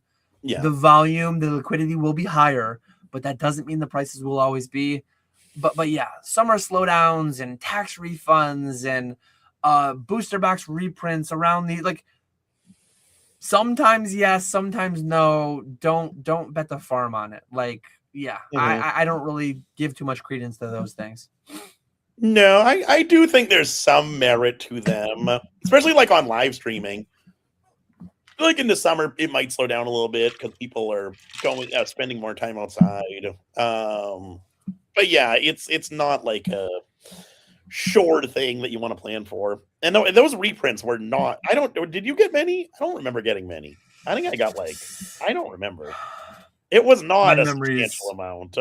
No, my memory's terrible. I'm trying to remember what the sets were that were reprinted. I definitely remember getting some things last year, but yeah, I don't know. We think Pokemon is so big because we're in this silo. What do you guys think would be the biggest population out there that could join? Example, 90% of golfers, all painters. Wait, what's that? I don't get that. What's that mean? Like what segment of the world out there? Okay. Like, is Taylor Swift gonna post a video of her opening some Pokemon cards, and we're gonna get like 50% of all Swifties, or like what demo could we and will we potentially pick up out there that aren't currently in largely? I don't think it's many. Maybe like if Pokemon keeps booming the way it is for years and years and years, maybe like 5%. Because you're gonna think the world population, you have people in Africa that are starving, they're not gonna get into Pokemon. I think it's a very, very small percentage. Even in the US, I would say 5-ish%. I think the main demo that we need to target, the main subset of people that we need to target, the Wall Street bettors. I mean, the money that they have, the money that they throw around. Somewhere I have a Wall Street bets Dan. I put myself over the guy. I put the sunglasses on. I put diamonds in my hands. But man, if we could, somebody's got to go on a mission to just like pump Pokemon in Wall Street bets.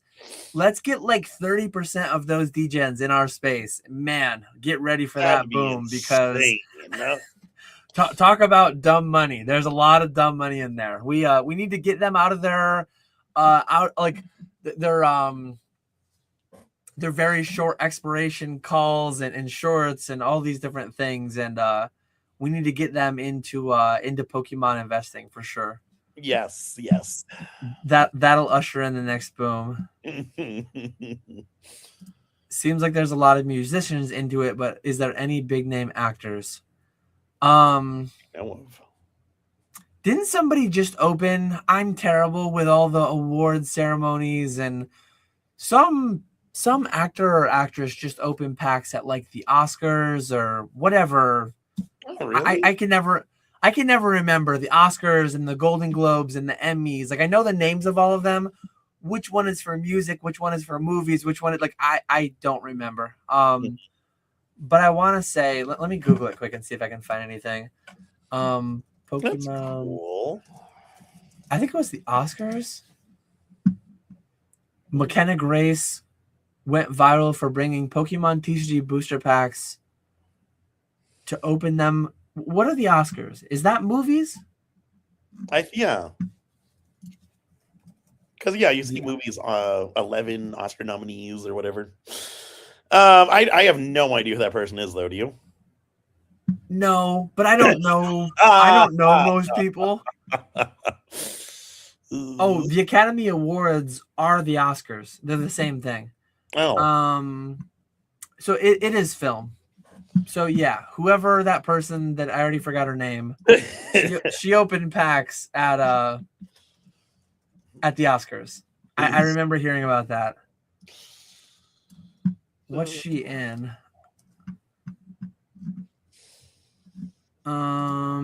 She's an American actress and singer. Oh, can we count it though? Is this like?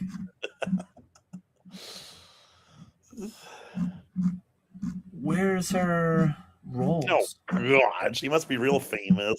You're scrolling down an awful lot over there. I was on her wiki. I should have just gone to her IMDb. She's in Scream 7 that's coming out soon. So that's gonna be a blockbuster, I'm sure.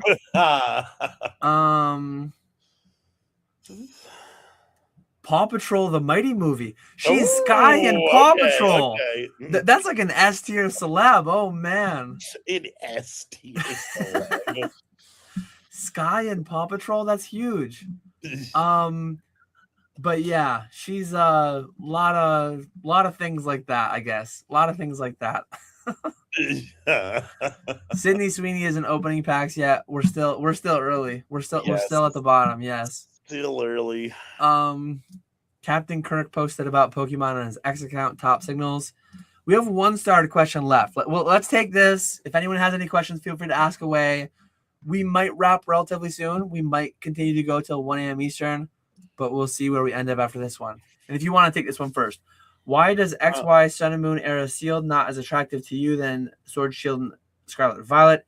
Is it simply it's cheaper, so more room to run? Sword Shield getting Sealed getting to the thousands of boxes like Sun and Moon era boxes. So a couple questions there. Yeah, I would say Sword and Shield and Scarlet and Violet are a lot more attractive because of the price point. Sun and Moon's already so expensive for the most part. Unless you want to go for like the terrible sets, most of those boxes are already multi-thousands.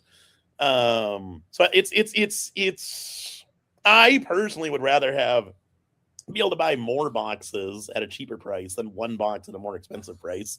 It's like Alex Nostalgianomics says it all the time. It's easier for the cheaper box to double than it is for like a team up box to go from 10K to 20K. So yeah, I think that makes sense. And then Sword and Shield getting the thousands of boxes like Sun and Moon era. That one, I don't know. I would assume at some point, yes. But it is kind of wild to think like how few Sun and Moon boxes and Sun and Moon boxes and cases are out there. Like, how many people do you know that have Sun and Moon cases besides Pokeplumber and probably Pokerev? I don't know many people that have Sun and Moon cases. I have 2 Sun and Moon base that I bought recently. Doesn't count.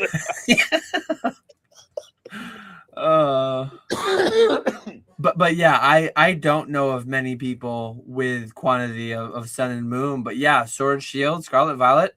I know of people with 10 cases of every Sword Shield set, Evolving Skies included. I know of people with 40, 60, 80 cases of some Sword Shield sets.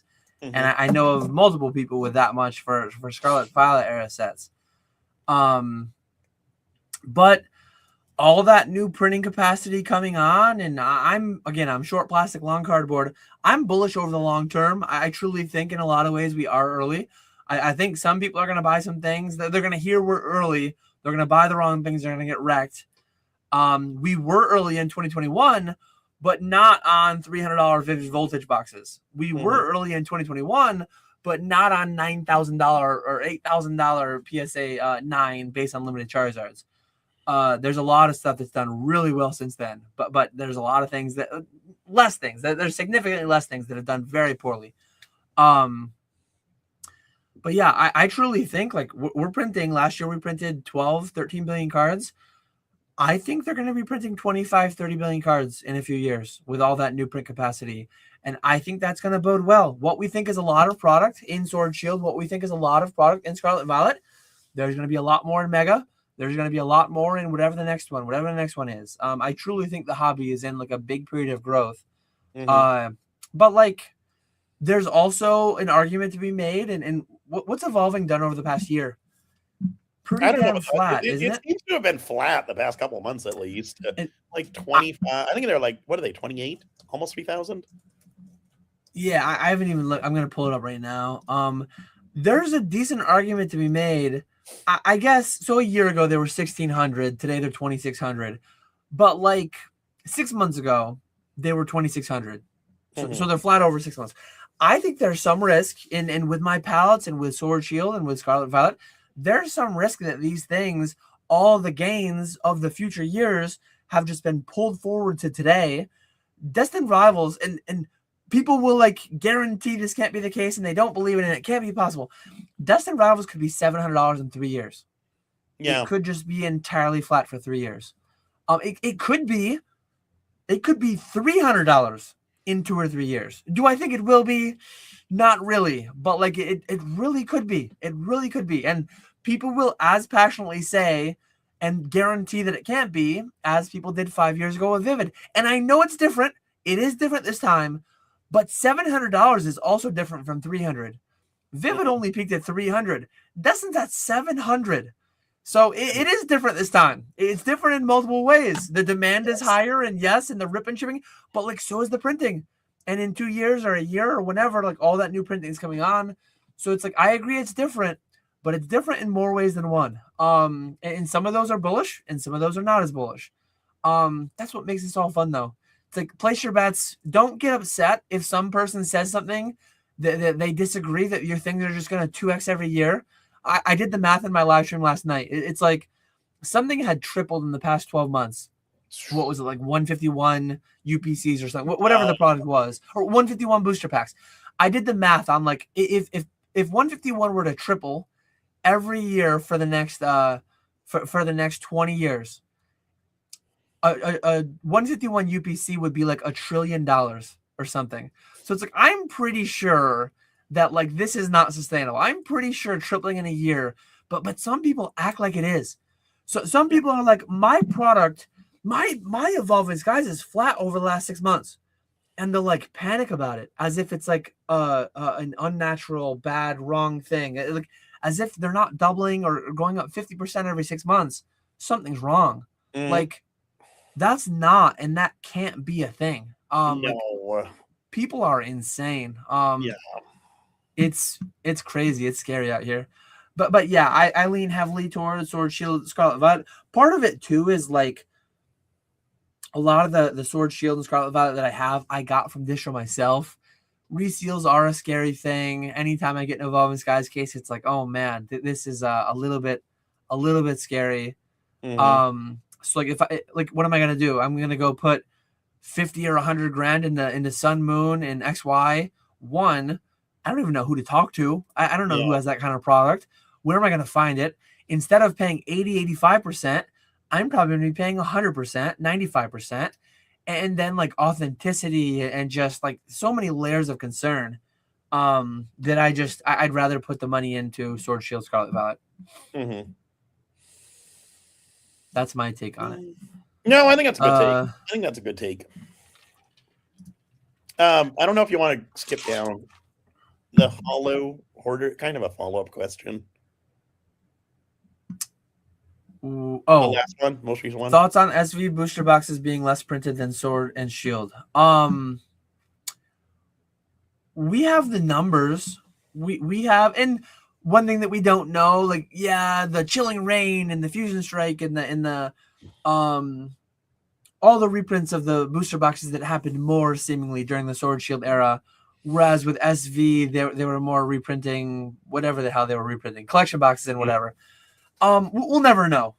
One thing that we do know is like during the Sword Shield era, they publicly disclosed how many packs they were printing every year, how many cards they were printing every year. But like, they brought on Chinese. So of today's print runs that they announced, some of that's getting eaten up by Chinese. What's the relative proportion of Japanese to English? Has that gone up or has it gone down? Like, even though we know how much they're printing each year, there's still so many layers of uncertainty. I would lean towards more of almost every Scarlet Violet era set. More boxes were printed than Sword Shield. But like, I can't guarantee that. I don't know that for certain. I would lean pretty heavily towards that, but it's a thought that I can't really substantiate. See, I'm the opposite there. I do think Scarlet and Violet got printed more, less than Sword and Shield, because you have those massive reprints. But with Scarlet and Violet, you had people did not like Scarlet and Violet in the beginning. Scarlet and Violet, how they evolved, Obsidian Flames. Nobody wanted those sets. So then Temporal Forces they printed, or supposedly printed less of.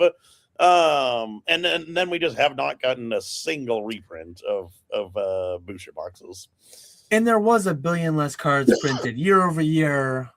Last year it did drop like 1 billion cards. So it's probably close. It could be right in that vicinity. At the end of the day, though, like, I always try to work where I have better information.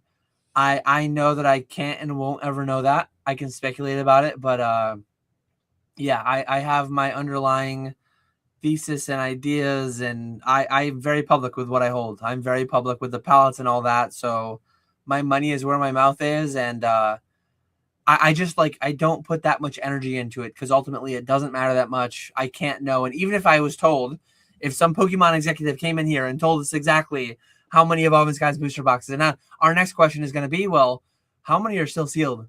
Yeah. And I don't care who you are. No Pokemon executive knows that. Nobody knows that. Like, nobody can quantify that. Like, and you can look at the pop reports, and you can look at the pull rates, and you could try to back your way into that math. But like, there's so many layers of uncertainty that I just don't trouble myself with that too much. Couple other things. How's it going? We got Guam represented in here. Krabby's Card says, is the hobby becoming too optimized? The barrier of entry to have incredible success is lowering every week with all these apps and platforms. There's still a lot of room to optimize. There's still a lot of opportunity. It's easy to think that there's no room to do anything. Oh, it's all overly optimized. The little guy can't do anything. It's I think it's good for a lot of people that's a fairly pervasive thought, because it is very possible and relatively easy compared to the past 12 years, in my opinion, at least, to establish yourself and start doing big business very quickly. Yeah. So yeah, if people want to admit defeat and little guy can't do anything anymore, let them. Put your head down, go grind, and every day, every week, every month, there's new 7-figure businesses starting up. Like, it's crazy how hard we're booming right now. It is. Yeah, I think it is very, very optimized, but I do think there's a lot more that can be done. But it's been so long, Thrifty. I think there's a lot more that can be done. I know Pokemon Wonder and Danny's Art are starting their trading card bank app, which in the beginning is like a misprint app where you can sell cards to buyers. But they have a lot of really good ideas that nobody else is doing. And so there is definitely stuff that people aren't doing already, that could end up having like really solid potential. What are your thoughts? This is an interesting little conversation to have while we wait on some more questions. I do have a couple starred. We will get to them in a minute. But every day, nearly every day, I hear about another app. Collector and double hollow and shiny hollow and misprint and this. I already forgot the name of the one that you just said, but I'm on the mailing list for it, and I have like an account registered with it. There's so many apps being created. Every YouTube live chat that I do, somebody's asking me about one that I never heard about. What are your thoughts on all of that? Like, are there? I guess there probably are certain things that aren't being covered, but like, what are your thoughts on what the landscape will look like in 5 years? How many of the ones of today will survive? What will reign supreme? In my collector's the biggest today, it will probably be the biggest in 5 years. That's like the easy answer to make. But I feel like there's apps that haven't been created yet that will probably be pretty big too. But like thinking back 5 years ago too, I used to use Pokemon Price every week. I used to use Pokemetrics every week. I used to use I can't even remember all the names of them, but they're probably bookmarked in my browser somewhere still. Pokedata, I think is almost gone now. TCG Fish is pretty much gone now. Yeah, what are your general thoughts on like all the ones we've lost of years past and all the ones that are coming out today? I think it's just going to continue to happen. I think it's good though. Like the more competition, the better, because it'll make these current apps improve. So yeah, I think I like the competition, and I do think it's going to be the same. We're going to see a lot of these that are popular now fading out and not becoming as popular, where new ones are going to pop out of nowhere and become popular. I just learned about a new one called Deck Trader. I don't know if you've heard of that one, but I've heard of it. Yeah. I actually like. They're very new, but once they optimize, like they're really good with singles and sealed right now. Once they can optimize graded, I think they're going to be better than collector. I really like them. They have a cool feature where you can scan cards and it'll give you pricing. but you can create like a buy list. So scan cards in that you want to make that you want to buy. It'll pop up with the market price, what you should offer, and then you buy those cards at whatever price point, and it adds them into your inventory. And then as you sell them, you scan them again. You say I bought them at 80% of market. I sold them at whatever. I sold them for 100% of market, and it'll keep track of how much profit you're making. So I've been doing it with the eBay lives. I'll just say like, okay, I typically buy singles at 80%. So I bought all these singles that I'm running on stream at 80% of whatever the current market is. I sold all these singles for whatever price total. And it keeps track of how much I'm actually making per stream, which I really like that. Because before that I had no idea. Now obviously it's not super accurate because I'm pricing stuff like as the night comes that I'm running it. So I may have bought it at a cheaper price. I may have bought moved up or down. Yeah. But overall, I think it's solid. I've been really enjoying it. A new app that just came out too. I actually just got like accepted into the beta or alpha or whatever you want to call it. Mint Price. Cool Trainer Ryan had the guy on a month ago, maybe in a live stream, and like literally you're running a stack of singles, and as you go or as you open a pack, it will scan the image. Like you would just have it watch your live stream, and at the end of your live stream, it would spit out like, here's what all the value of the cards were. That's nice. So like, and that's one of multiple tools of that nature that's there that has applications towards the buyers. If you have that as a buyer and you have it watch your stream, hey, Nick just put up a $20 single, the bid's at $5 and it's about to end, bid it up to 10 and get it for 50% of market. If and when it goes over, like stop bidding. It has applications and implications in a lot of different directions, but it's very interesting to see this data revolution in Pokemon and how and where it will go. But and I guess I misspoke. Pokedata is still current. Pokehex mentioned they use it. I pulled it up. That one is still current. I can't remember which one I was trying to think of, but I have used this one before. I think I'm registered with it. I have 50 different accounts for all these different sites and all these different things. And at some point, and it's so hard, at some point I need to settle on like my workflows, what ones I'm going to use. But like every week, every month, there's some new ones. And I just feel like I'm suboptimally handling and managing my slabs and my singles, and I'm using the wrong apps. And at some point I need to spend some time. The Roka Sifter's coming relatively soon, and you'll be able to just put your single inventory through that and stage it for a live stream. It's crazy. I do think at the same time, it's too early to kind of say, okay, I'm going to stick with this app. It's the same thing with AI. AI is changing so much so quickly. It's the same thing there. Yeah, it is nuts. It is all nuts. Yeah, if you didn't watch that live stream that Ryan had the guy on, it's opening a pack, check that out. Going through every card, like just very, very quickly. Yeah, very, very quickly pricing them. It's nuts. But yeah, so much data out there, so many now defunct data sites that I used to rely on heavily 5 years ago, and it's frustrating and annoying. But inevitably, a lot of the names that we're saying today will be gone in a year or 2 years or 5 years, and there will be a new wave of them, and which ones will prevail. Like Pokehex mentions that Pokedata you can see all the way back to 2020.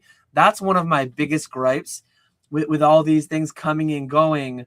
All the data is just lost. Like if and when Pokedata ever goes defunct, well, it's great they have stuff back to 2020, but usually the way that I've seen it go is that one, they charge for greater than a year, which is reasonable because it's a lot of data and it's valuable. But when these things go defunct, they just take their data with them, and the new ones that come on, they only go back a year or two because that's all they can get from TCG Player and eBay and wherever else. But yeah, it's wild how much information's out there, how quickly you can get the information. You don't even need the information. Like you used to need to have some savvy to be able to navigate eBay to figure out how to price stuff. Now you just have a scanner. You have a stack of 1,000 raw cards. scanned, titled, listed, proposed pricing, AI descriptions. It's like all these tools.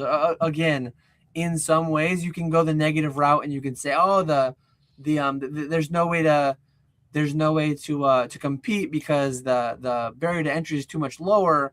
But there's still so many ways to get something rolling. I think, at least in my opinion. No, I agree. We are still very early. We are very early in many regards, but we're not like blind by Vivid Voltage at 300 5 years ago. We were early 5 years ago, but we are not early in that regard. There are things, yes. and maybe not today. There are likely things that you could buy today that will be flat 2 years from now. I truly, and maybe I'm wrong. Maybe everything will double. Maybe we have one more double up before the plateau and the flat and the down. But at some point there will be people buying things that they get kind of wrecked on, like there was 5 years ago, like there was 5 years ago before that. Yeah. Team Up's been flat at 10K and now starting to run. Evolving has been flat for a while. Maybe it makes a move to 10K sooner rather than later. We had an alt art boom a year ago or so. Everyone forgot. Evolving could move.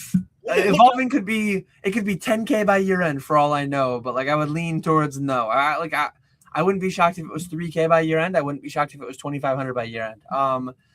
People being so concerned over these boxes not going up 50% every 6 months is just very scary, very unhealthy. It's going to age pretty poorly, I think. Yeah, I'd be very surprised because look at how bad the single. Well, they're doing decent, but the singles have not moved. They're pretty consistent with their pricing. You still have like the Leafeon, Glaceon, the V alt arts for like 120 to 150. They really haven't moved that much. The Moonbryon is sitting around 4,000 in a 10. I think it's been pretty stagnant.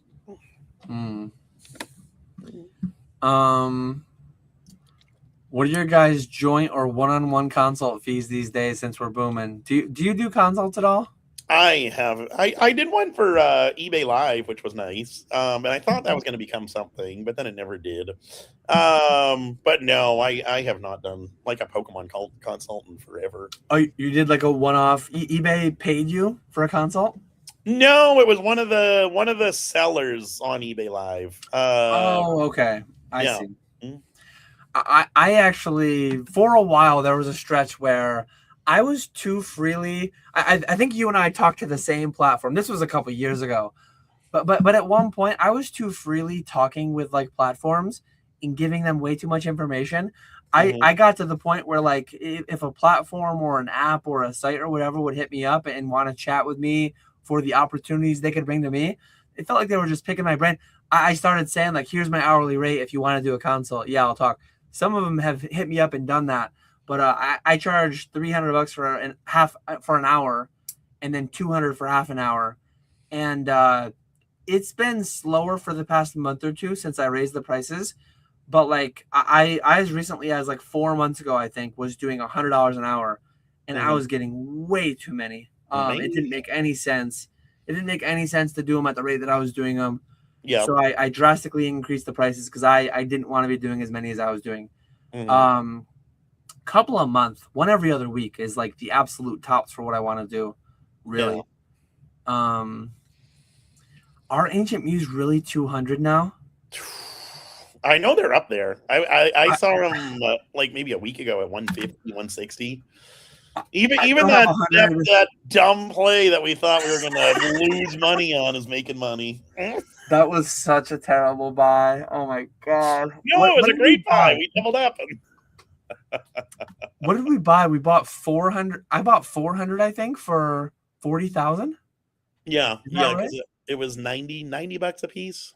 I think 400 for 36,000. Oh my god! I have 100 set back. 100 that I didn't do anything with.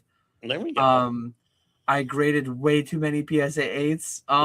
Sealed and raw. Those were dark, but 0 PSA 10s, very few PSA 9s, lots of PSA 8s. depressing. And I broke even on the PSA 8s, and I made money selling a bunch sealed. Yeah, we're booming. Oh yeah, oh yeah. But with that, we've made it to the end. I think we'll wrap up here. I think we're gonna call it. Appreciate everyone hanging out. 2 hours on a late night Pokeflipz I can't live. believe how many people we still have in here. Yeah, it was more than I expected. Definitely tune in tomorrow night. Nick is hitting 3 years on eBay Live, so go check that out. Oh yeah, I feel like it's Friday. go check out Nick on Saturday night on eBay Live. Go check out Ponga Sunday on Fanatics, Dollar Auction, all kinds of different bangers on both platforms. Radar's here. We better wrap up. We better run. Oh God, the off-center pod is invading. But yeah, I think that's a good quitting time because I need to actually do some work before I go to bed, and it's almost 1 o'clock here. But yeah, appreciate everyone hanging out as always. Anything else to say in closing? No, thanks for hanging out, everyone. Hope see everyone you, has see you in a couple weeks. So yeah, have a very great rest of your week and weekend and all that stuff. As always, we appreciate you all watching. We will catch you all later.